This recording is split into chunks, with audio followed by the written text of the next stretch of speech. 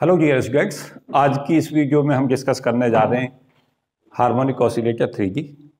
और इस 3 dimensional harmonic oscillator में पहले हम लेंगे एनाइसोट्रोपिक हार्मोनिक ऑसिलेटर और फिर लेंगे आइसोट्रोपिक हार्मोनिक ऑसिलेटर। पहले इसका थ्योरी डेवलपमेंट बताते हैं और उन थ्योरी में भी कोशिश करेंगे जब थ्योरी इसका डेवलप हो जाएगा कि क्या क्या क्वेश्चन यहाँ से पूछे जा सकते हैं। और इसके तुरंत बाद एक स्पेसिफाइड वीडियो मैं दूंगा जिसमें केवल अप्लाइड कंसेप्ट बताऊंगा जहाँ से क्वेश्चन आ रहे हैं। तो वहाँ पे हॉट टॉपिक्स जो इसके रहे हैं जहाँ से क्वेश्चन ज़्यादा पूछे गए हैं उन्हें डिस्कस करूँगा और साथ साथ जो है आगे फ्यूचर क्या पॉसिबिलिटीज़ है उन्हें डिस्कस करूँगा। तो पहले बताना चाहूँगा कि बेसिकली जो हमारा हार्मोनिक ऑसिलेटर है, जो जनरल सबस्टेंस होते हैं वो 3 डायमेंशन मोशन में जाते हैं। जो हमारे पास सबस्टेंस की फॉर्म होती है वो 3D होती है। हालांकि 2 डायमेंशंस में भी रिसर्च हो रही है काफ़ी, 2 डायमेंशन सरफेस के ऊपर, लेकिन मैक्सिमम जो सबस्टेंस की नेचर है वो 3D है। मतलब 3D एक तरीका का जनरल रूल है। जो हमारे सबस्टेंस हैं, जो जितने भी पदार्थ हैं वो सब 3D में एग्जिस्ट करते हैं। तो यहाँ सबसे पहले तो ये हम जानें कि जब हार्मोनिक ऑसिलेटर मोशन होगी 3D में तो जो फोर्स करेगा वो तीनों डायरेक्शंस में अलग अलग काम करेगा। एक्स एक्सिस में काम करेगा, वाई में और जेड में। तो एफ एक्स, एफ वाई और एफ जेड से नेट फोर्स मिलेगा। तो वहीं से शुरू करना है हमें कि फोर्स की जो वैल्यू होगी उसे हम 3 पार्ट्स में ले लेंगे। Force equal to F X, X axis के अलोंग फोर्स, वाई एक्सिस के अलोंग फोर्स, और तीसरी डायमेंशंस जो हमारी होगी वो हमारी एफ जेड होगी। मैं कहूँगा कि जो हमने 2D केस लिया था उसमें केवल हम फोर्स केवल 2 ले रहे थे, एफ एक्स और एफ वाई। इसको कहते हैं principle of superposition. What is the meaning of force of superposition? Force of superposition ये कहता है कि अगर हम एक्स डायरेक्शन में फोर्स अप्लाई हो रहा है एफ एक्स, वाई डायरेक्शन में फोर्स हो रहा है एफ वाई और जेड में हो रहा है एफ जेड, और नेट फोर्स अगर हमें बताना है तो तीनों के एडिशनल सम से हम ले लें तो फोर्स जो होगा F X plus F Y plus F Z होगा। इसको कहते हैं principle of superposition for force. मैं साथ साथ ये भी बताना चाहूँगा कि सभी क्वांटिटियाँ प्रिंसिपल ऑफ सुपरपोजिशन का पालन नहीं करती। फोर्स करता है, इलेक्ट्रिक फील्ड करता है, उसके अलावा पोटेंशियल करता है, लेकिन एनर्जी जो होती हैं वो कभी भी प्रिंसिपल ऑफ सुपरपोजिशन का पालन नहीं करती, चाहे वो इलेक्ट्रोस्टैटिक एनर्जी हो चाहे मैग्नेटोस्टैटिक। डिटेल डिस्कशन में कभी आगे दूंगा जब सुपरपोजिशन प्रिंसिपल पढ़ाऊंगा। तो यहाँ पे एफ एक्स की जो वैल्यू है इसे हुक्स लॉ के हिसाब से लिख दें। हुक्स लॉ कहेगा कि फोर्स की जो वैल्यू है वो होगी माइनस के एक्स एक्स आई कैप, एफ वाई की जो वैल्यू होगी वो माइनस के वाई वाई जे कैप माइनस के जेड जेड और के कैप। के एक्स के वाई के जेड जो होंगे वो फोर्स कांस्टेंट होंगे। के एक्स फोर्स कांस्टेंट होगा along X axis, K Y होगा force constant along Y axis और के जेड होगा force constant along Z axis. तो ये हमारे पास में जनरल जो एक्सप्रेशंस होता है वो हुक्स लॉ से ही लिया गया है। और हुक्स लॉ हमसे बेसिकली यही कहता है कि जब कोई बॉडी अपनी मीन पोजीशन से डिस्प्लेस कर दी जाती है डिस्टेंस एक्स, तो रेस्क्योरिंग फोर्स उसे वापस लाने का प्रयास करता है। और जो रेस्क्योरिंग फोर्स होता है और डिस्प्लेसमेंट वो एक दूसरे के इन्वर्सली और डायरेक्टली प्रोपोर्शनल होते हैं और अपोजिट डायरेक्शन में एक्ट करते हैं, तो नेगेटिव साइन वहाँ पे लिया जाता है। मीन्स अगर बॉडी ऐसे डिस्प्लेस कर दी जाए तो रेस्क्योरिंग फोर्स इधर की तरफ एक्ट करेगा। नेगेटिव साइन का तो मतलब ये है। अब फोर्स जो है डायरेक्टली डिस्प्लेसमेंट के प्रोपोर्शनल होता है, वो हमारा कहलाता है हुक का नियम। तो हुक्स लॉ इसमें यूज किया गया है। यहाँ पे के एक्स इसको इसलिए लिया गया है कि फोर्स कांस्टेंट के अलोंग एक्स एक्सिस हमने के एक्स लिया है, फोर्स कांस्टेंट के अलोंग वाई एक्सिस जो है हमने के वाई लिया है और फोर्स कांस्टेंट के अलोंग जेड एक्सिस के जेड लिया है। तो इस सिमेट्री से हमें चलना है। उसके बाद क्या है कि हम सब जानते हैं कि जो मोशन अंडर हुक्स लॉ है वो हमारा कंजर्वेटिव फोर्स के अधीन मोशन होती है। और जब भी कंजर्वेटिव फोर्स के अधीन मोशन होती है पार्टिकल की, तब उसका फोर्स जो है वो negative gradient of potential energy के इक्वल लिखा जा सकता है। तो वहीं से शुरू करेंगे। फोर्स को जैसे हम negative gradient of potential energy के इक्वल करके चलेंगे तो यहाँ से ये एक्सप्रेशन हमारा आ जाएगा minus del V upon del X I minus del V upon del Y J minus del V upon del Z K. और कहाँ से लिया है कंसेप्ट? कंजर्वेटिव फोर्स के लिए फोर्स की वैल्यू माइनस ग्रेडियंट वी के इक्वल होती है। वी यहाँ पोटेंशियल एनर्जी है और एफ फोर्स है। और ये कहाँ लागू होता है एक्सप्रेशंस? कंजर्वेटिव फोर्स के लिए सी एफ। सी एफ का मतलब ब्रीफ में लिखा है मैंने कंजर्वेटिव फोर्स को। कंजर्वेटिव फोर्स में ही ऐसा लिख सकते हैं, फोर्स को किसके equal? Negative gradient of potential energy. उसके बाद क्या करें? कंपैरिजन कर लें। कंपैरिजन हम कैसे करेंगे? आई एक्स एक्सिस के कोफिशिएंटों को एक्स एक्सिस के अलोंग इक्वल कर दें। तो जैसे हम ऐसा करेंगे तो यहाँ से हमारे पास minus del V upon del X की जो वैल्यू है वो हमें यहाँ से ऑब्टेन हो जाएगी, के एक्स और X minus del V upon del Y की जो वैल्यू होगी वो हमारी हो जाएगी, यहाँ से माइनस भी ले हैं, माइनस के वाई और वाई और minus del V upon del Z जो हो जाएगा वो हमारा होगा माइनस के जेड और जेड। तो इसमें हमने क्या किया है, फोर्स को माइनस ग्रेडियंट वी के इक्वल किया है और फिर फोर्स को माइनस ग्रेडियंट वी के इक्वल किया है। एक तरफ हमने फोर्स को मोशन अंडर हुक्स लॉ के अधीन उसके इक्वल रखा है जो हमारा फोर्स है डिस्प्लेसमेंट के प्रोपोर्शनल। ये एक्स एक्सिस के अलोंग फोर्स था, ये वाई के, ये जेड के। एक्स एक्सिस के रेस्पेक्टली चेंज दिस वन होगा पोटेंशियल एनर्जी का पोजीशन के रेस्पेक्ट, ये वाई के रेस्पेक्ट, ये जेड के रेस्पेक्ट। अब हमें क्या करना है, इस यहाँ से वी निकाल लेना है सिस्टम का पोटेंशियल एनर्जी। तो जैसे हम यहाँ से इस एक्सप्रेशन को इधर लाते हैं तो वैल्यू जो हमारे पास वी होगी, जो पोटेंशियल एनर्जी होगी अलोंग एक्स एक्सिस, ये हमारी हो जाएगी half K x x square. Y के अलोंग जब इसको इधर लाएंगे और माइनस से माइनस कैंसिल आउट कर लेंगे तो वी जो हमारे पास वी होगा, जो पोटेंशियल एनर्जी होगी अलोंग वाई एक्सिस, वो हो जाएगी हाफ के वाई और वाई स्क्वायर। और ऐसे ही सिमिलरली किसके रेस्पेक्ट ले लो, जेड के रेस्पेक्ट, वो हमारी हो जाएगी हाफ के जेड और जेड स्क्वायर। क्या किया है मैंने, इस एक्सप्रेशंस को इधर ले जाके माइनस से माइनस को कैंसिल किया है, उसके बाद क्या कर दिया, इंटीग्रेशन। जैसे इंटीग्रेशन किया है तो एक्स एक्सिस के रेस्पेक्ट जो हमारे पास में पोटेंशियल एनर्जी है वो half K x x square आ गई, इधर जो है हमारी half K Y Y square आ गई। हालांकि कांस्टेंट ऑफ इंटीग्रेशन आएंगे, लेकिन उन कांस्टेंट ऑफ इंटीग्रेशन को अगर मैं यहाँ पे ए ले लूँ, इधर बी ले लूँ, इधर सी ले लूँ, तो क्या होगा, x बराबर 0 पे पोटेंशियल जो होगा, पोटेंशियल एनर्जी वो 0, y के ऊपर जो है 0, तो यहाँ पे v0 इस एक्सिस के अलोंग भी, और z बराबर 0 पे यहाँ भी v0, vz बराबर 0 पे 0। तो यहाँ पे क्या होगा, ये टर्म्स ए बी सी अपने आप ऑटोमेटिकली ये कंडीशन लगा के क्या हो जाएंगी बच्चों, 0। तो ये हमारा 0 आ जाएगा। उसके बाद v जो हमारा होता है, कुल जो एनर्जी है, ये बेसिकली हार्मोनिक ऑसिलेटर की along X axis potential energy है। ये वाई एक्सिस की अलोंग जो पोटेंशियल एनर्जी है हार्मोनिक ऑसिलेटर की वाई एक्सिस के अलोंग है, ये जेड के रेस्पेक्ट है।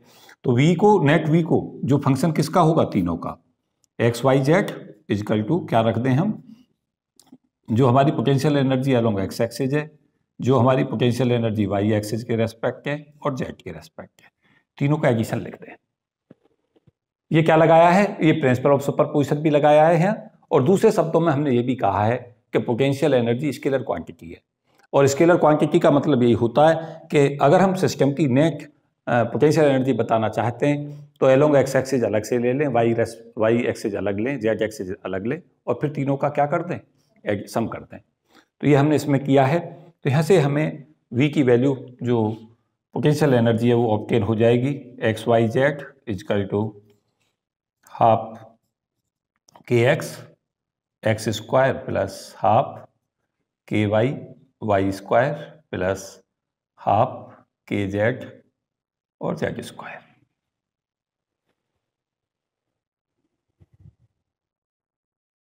उसके बाद हम इसमें क्या करें कि जो फ्रीक्वेंसी होगी, फ्रीक्वेंसी का एक्सप्रेशन जो होता है वो होता है ओमेगा एक्स का हो जाएगा यहाँ root K X upon M, omega Y जो हमें मिलेगा यहाँ वो हमारा आएगा under root K Y upon M, और ओमेगा जेड जो होगा वो हमारा under root K Z upon M.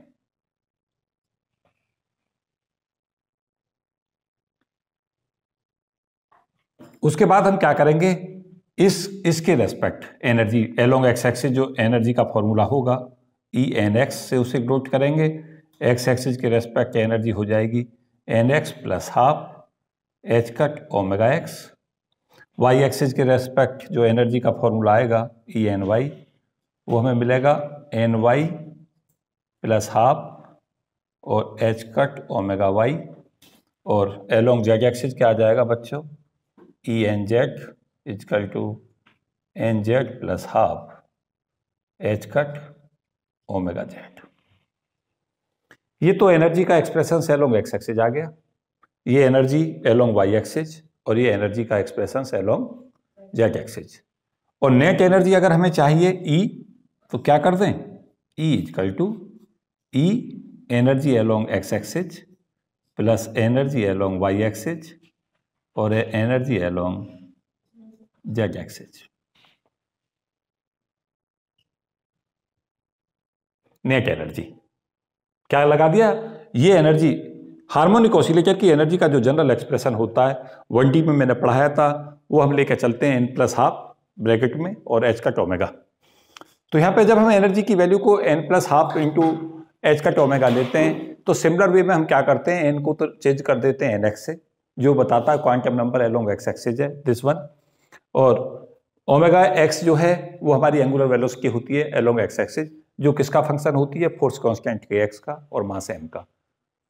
उसके बाद जब हम एनर्जी एलोंग वाई एक्सिस लेते हैं तो वाई एक्सिस के रेस्पेक्ट nx को रिप्लेस कर देते हैं ny से और ओमेगा x को रिप्लेस कर देते हैं ओमेगा y से। ये एनर्जी एलोंग वाई एक्सिस हो गई। उसके बाद जेड एक्सिस में जाते हैं तो हम एनर्जी को क्या लिख देते हैं, nz+12 ब्रैकेट में और h कट ओमेगा जेड। यहाँ ny की जगह nz ले आते हैं और ओमेगा y की जगह ओमेगा जेड ले आते हैं। और एनर्जी हमारी फिर से क्या होगी, स्केलर क्वांटिटी है, तो energy along X axis, energy along Y axis, energy along Z axis लें और फिर क्या करें, नेट एनर्जी को तीनों के एडिशन सम के इक्वल करते हैं।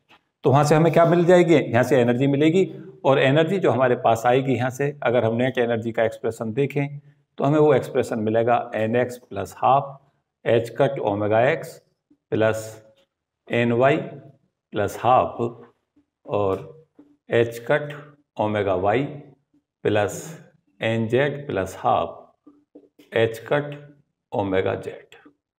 Omega X, omega Y, omega Z already defined है। nx, ny, nz के क्वांटम नंबर से हैं और इन nx, ny, nz की जो वैल्यू है वो हमारी कहाँ तक हो सकती है, 0 भी हो सकती है, 1 भी हो सकती है, 2 भी, 3 भी, इस तरीका से। nx की जो वैल्यू है वो 0, 1, 2, 3, 4 ये पॉजिटिव इंटीजर्स में वैल्यू लेंगे और इंक्लूड 0 लेंगे, nx में भी ny में भी सेम करेंगे 0, 1, 2, 3 एंड सो ऑन। nz में भी हम क्या करेंगे, सेम 0, 1, 2, 3 एंड सो ऑन। तो ये हमारे पास में एक्सप्रेशन आ जाएगा एनर्जी का, और एनर्जी हमारे पास जो एक्सप्रेशन आया वो ये आ गया। अब इसमें 3-4 बातें जो महत्वपूर्ण है, 2D से हम 3D में कैसे पहुंचे।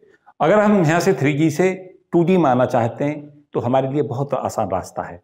क्या करें, जो हमारे पास जेड एक्सिस की जितनी भी टर्म्स हैं उन्हें सब हटा दें। क्या होगा, 3D से हम 2D में आ जाएंगे। क्या करें, केवल एक्स और वाई के रेस्पेक्ट हमें इस टर्म को हटा दें, ये टर्म हटाते चले जाएं, इस टर्म को हटा दें, इस टर्म को हटा दें, यहाँ से इस टर्म को हटा दें, इस टर्म को हटा दें, यहाँ से इसको हटा दें, यहाँ से इस टर्म को हटा दें। 3D से किस में आ गए, 2D में। तो 3D से 2D में और 2D से 3D में आपको आना चाहिए और बिल्कुल सिमेट्री है, कोई बहुत मुश्किल काम नहीं। पहले सिखाया था आपको 1D से 2D में कैसे आते हैं, अब मैं क्या सिखाना चाहता हूं, 2D से 3D में कैसे पहुंचते हैं, और अगर 3D से बैक आना चाहते हैं 2D में तो कैसे आए। इसमें भी एक चीज याद रखें, अगर मोशन XY प्लेन में कन्फाइंड है तो आपको केवल X और Y के करस्पॉन्डिंग एनर्जी निकालनी होगी। YZ में मोशन कन्फाइंड है तो Y और Z में, और XZ में अगर एनर्जी कन्फाइंड है तो केवल XZ में। इस चीज को भी आपको याद रखना है। बाकी इसमें हमने जो कंसेप्ट लगाए हैं बहुत मुश्किल कुछ नहीं लगाया। सबसे पहले इसके अंदर अगर मुझसे कहा जाए तो हमने प्रिंसिपल ऑफ सुपरपोजिशन को अप्लाई किया है। नेट फोर्स को किसके इक्वल किया है, एफ के रेस्पेक्ट एक्स एक्सिस पे जो फोर्स होगा वाई एक्सिस पे और जेड एक्सिस पे ये लगाया है। फिर यहाँ हुक्स लॉ लगाया है, this one, this is Hooke's law. फिर हुक्स लॉ लगाने के बाद में हमने कंजर्वेटिव फोर्स की प्रॉपर्टी यूज की है कि फोर्स जो होता है वो माइनस ग्रेडियंट वी के इक्वल होता है। एफ यहाँ पे फोर्स है, वी पोटेंशियल एनर्जी है। फिर उसके बाद में एक्स एक्सिस पे पोटेंशियल एनर्जी, वाई एक्सिस पे, जेड एक्सिस पे निकाली है हमने, along X axis, along Y axis, along Z axis.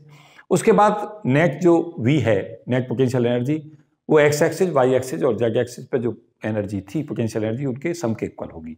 ये कंसेप्ट यहाँ लगाया है। एनर्जी का एक जनरल एक्सप्रेशन हम जानते ही हैं इसे, क्योंकि 1D में और 2D में हम ऑलरेडी अप्लाई कर चुके हैं कि हार्मोनिक ऑसिलेटर की एनर्जी n+12 ब्रैकेट में रखें और h का ओमेगा लें।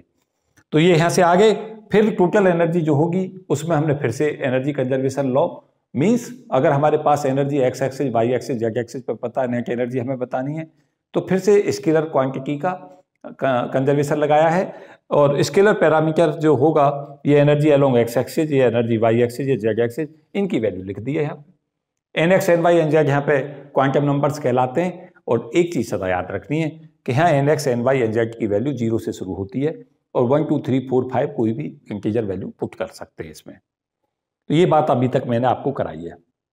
अगला स्टेप हमारा क्या होगा उसको समझें। अगला स्टेप हमारा चलता है फिर वेव फंक्शन का। बिल्कुल सिमेट्री से चल रहा है। सिमेट्री मुझसे कहा जाए कि दुनिया के अंदर सबसे ज्यादा प्रॉब्लम कौन करने में सक्षम है, तो मैं कहूँगा सिमेट्री। आप क्या करें, सिमेट्रिकल कंसेप्ट समझें। और एक वर्ड्स आता है similar way, in a similar वे, उससे बहुत जान बच जाती है, बहुत मेहनतें बच जाती हैं। आपने एक्स एक्सिस पे केवल निकाल के समझाया और फिर आगे लिख देते हो एक शब्द में, in a similar way we can evaluate along Y axis, in a similar way we can evaluate the Z axis. उसी से हमारी सारी फिजिक्स डेवलप होकर आ जाती है। यहाँ भी यही हो रहा है। अब नेट वेव फंक्शन की प्रॉपर्टीज क्या है? नेट वेव फंक्शन जो साई होगा वो यहाँ पे 3 उससे बना होगा। एक चीज मैं तो आप लोगों को बहुत बार बताता हूं, क्या कहता हूं कि अगर पार्टिकल 1 डायमेंशंस में जाता है और 1 डायमेंशंस में जाने के साथ साथ वो वेरियस स्टेटों में जाता है, 1D की वेरियस सब स्टेटों में जाता है, पूरी स्टेट का हम सब स्टेटों में तोड़ें, तो वहां पे हम लगाते हैं linear superposition property, psi equal to C1 psi 1 plus C2 psi 2 plus C3 psi 3, इस तरीका से। और जब पार्टिकल डायमेंशनली चेंज होता है, एलोंग डायमेंशन चेंज का मतलब क्या हुआ, एक्सिस चेंज करता है, एक्स एक्सिस पे चलता है या वाई पे जाता है या जेड पे, तब हम मल्टीप्लिसिटी प्रॉपर्टी को अप्लाई करते हैं। मैं बहुत बार लेक्चरों में डिस्कस करता हूं इस चीज को। तो साई एक्स वाई जेड जो होगा वो हमारा होगा साई एक्स, एक्स एक्सिस पे wave function, psi Y, Y axis पे वेव फंक्शन, और psi Z wave function along Z axis. तो क्या किया हमने, वेव फंक्शन की मल्टीप्लिसिटी प्रॉपर्टी को हमें यहां अप्लाई कर दिया। और एक फंडा मैं पहले ही आप लोगों को बता चुका था, मैंने 1D में नॉर्मलाइजेशन कांस्टेंट निकाल दिया था, उसी से हमें चलना है। फिर से कैसे चलते हैं हम, कि साई एक्स जो यहाँ पे होगा, पहले सबसे पहले इसमें क्या करें, एल्फा अपॉन 2 की power n factorial n root pi, इस पूरे की power half hn alpha X E की power minus alpha square X square by 2। देखो बच्चों, ये तो आपको सोते जगते सदा याद रखना है। ये एक ऐसा एक्सप्रेशन है जिसे आप नहीं भूल सकते। इसको कहते हैं wave functions, normalized wave functions for harmonic oscillator.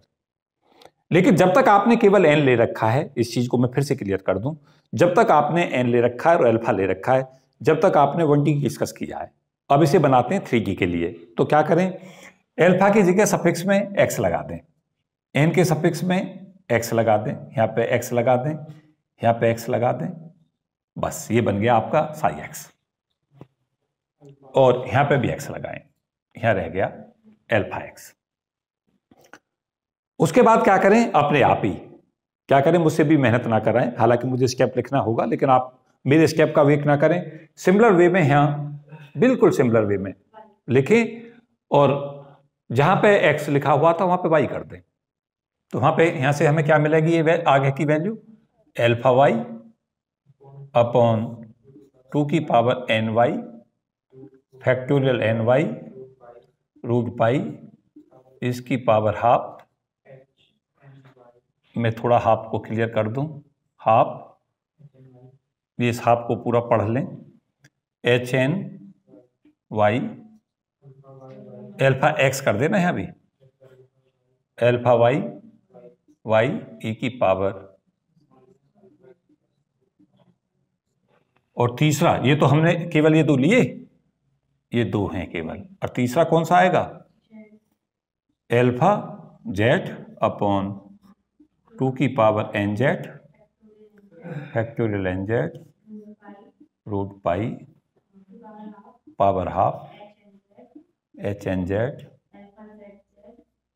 Alpha Z Z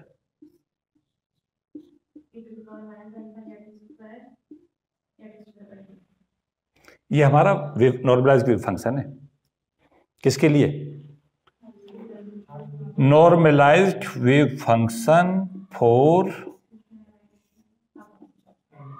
3D harmonic oscillator. और कैसी फॉर्म? एनिसोट्रॉपिक। आप इसमें एक चीज जो डिफाइन करेंगे जो महत्वपूर्ण है वो है कि अल्फा एक्स को भी बताएं। N X N Y N Z तो इंटीजर्स हैं जो 0 से लेकर कुछ भी वैल्यू रख पाएंगे। और यहां पे मैंने एक चीज आपको बताई थी, वहीं से आपको चलना है। अल्फा 4 हमारा होता था एम के अपॉन, तो यहां पे एक्स लगा दें, यहां के एक्स लगा दें। अल्फा वाई की पावर 4 क्या होगी हमारी? M K Y upon H cut square. और अल्फा जेड की पावर 4 क्या होगी? M K Z upon H cut square. और ये कभी ना भूलें कि के एक्स की वैल्यू यहाँ एम ओमेगा एक्स स्क्वायर है, के वाई हमारा किसके इक्वल है? M omega Y square. और के जेड किसके इक्वल है? M omega Z square.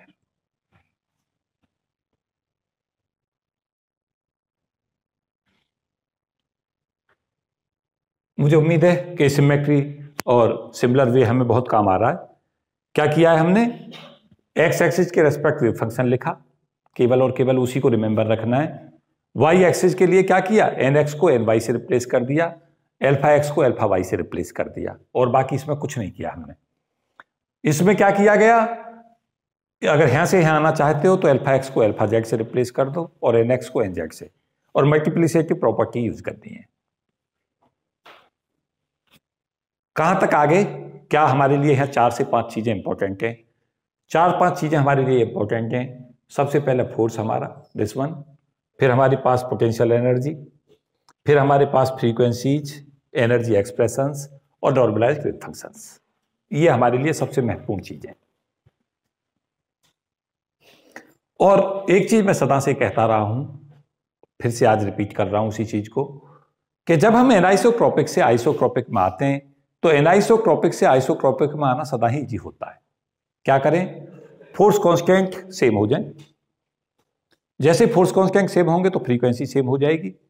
और वेव फंक्शंस में हमें क्या होगा? Alpha X, alpha Y, alpha Z तीनों सेम हो जाएंगे फोर्स कांस्टेंट के सेम होने से। ध्यान दो, यहां अगर मैं इसे कन्वर्ट करना चाहता हूं आइसोट्रोपिक में, ये हमारी किसके लिए फिजिक्स थी?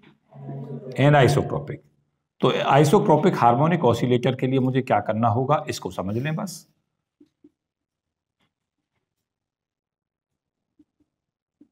क्या कर दें? Alpha X is equal to alpha Y is equal to alpha Z is equal to alpha. तीनों वैल्यू आपस में alpha X, alpha Y, alpha Z same होंगे। क्यों होंगे? क्योंकि के एक्स, के वाई, के जेड जो है ये सेम है। इनको किसके इक्वल कर दें? के इक्वल। और फिर जब आपका यहां ध्यान लगाएं, ये आपस में सेम हो गए, के एक्स, के वाई, के जेड के इक्वल, तो यहां पे omega X, omega Y, omega Z ये आपस में सिमिलर हो ही जाएंगे। क्यों? ये जो है यहां ओमेगा एक्स स्क्वायर के एक्स अपॉन एम हो जाएगा, ओमेगा वाई स्क्वायर के वाई अपॉन एम है, ओमेगा जेड स्क्वायर बराबर के जेड बाई एम। एम तो सबका सेम है ही। अब क्या हुआ? के एक्स, के वाई, के जेड भी सेम हो गए, तो फ्रीक्वेंसी सेम हो गई। तो हम क्या लिख पाएंगे? यहां से लिख पाएंगे omega X is equal to omega Y is equal to omega Z is equal to omega.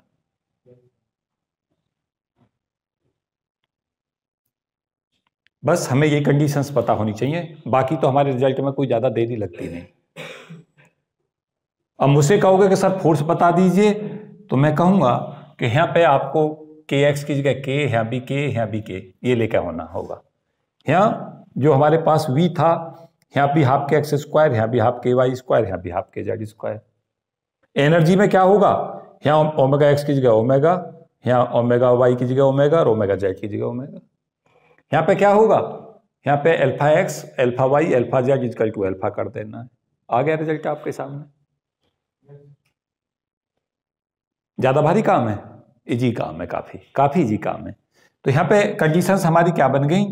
Force जो यहाँ पे अब बन के आएगा वो हमारा फोर्स बन जाएगा माइनस के एक्स आई प्लस वाई जे प्लस जेड के। क्योंकि फोर्स कांस्टेंट सेम हो गया। पोटेंशियल एनर्जी जो हमारे पास आ गई वो हमारी आ जाएगी half K X square plus Y square plus Z square.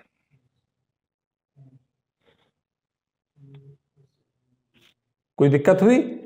उसके बाद frequency omega X is equal to omega Y is equal to omega किसके बराबर हो गया? Under root K upon M. उसके साथ साथ एनर्जी क्या हो गई हमारी? E N X plus half H cut omega. E N Y कितनी बनी हमारी? एन वाई यहां पे क्वांटम नंबर है, ये याद रखना। Quantum number along Y axis, quantum number along X axis. कभी बाद में यही ना पता हो कि बार बार एन एक्स एन वाई लिखे जा रहे हो और यही ना पता हो कि इनका मतलब क्या है।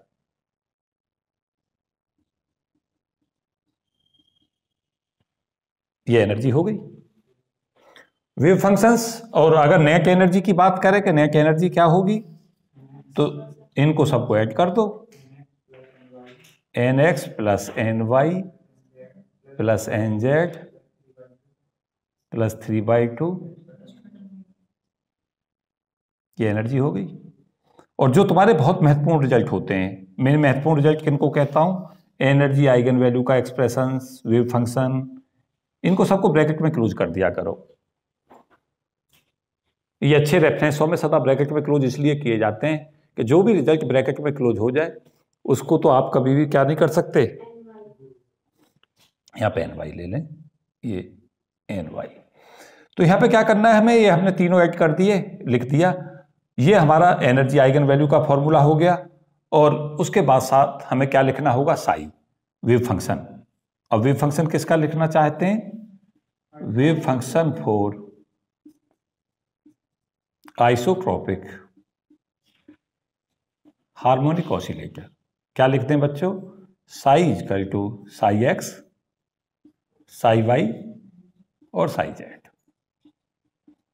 साई को हम क्या लिख देंगे? इजकल टू, यहां से चलें फिर से, एल्फा एक्स हमारा एल्फा ले लिया गया है अपॉन 2 की power N X factorial N X root pi, इसकी पावर हाफ एच और N X alpha X E की पावर, फिर सिमिलर वे में जाओ, एल्फा अपॉन 2 की power N Y factorial N Y root pi, इसकी power half H N Y alpha Y. और next multiply में ये पूरी टर्म के एल्फा अपॉन, ये सब मल्टीप्लाई हैं आपस में तीनों टर्म, एल्फा अपॉन 2 की पावर एन जेड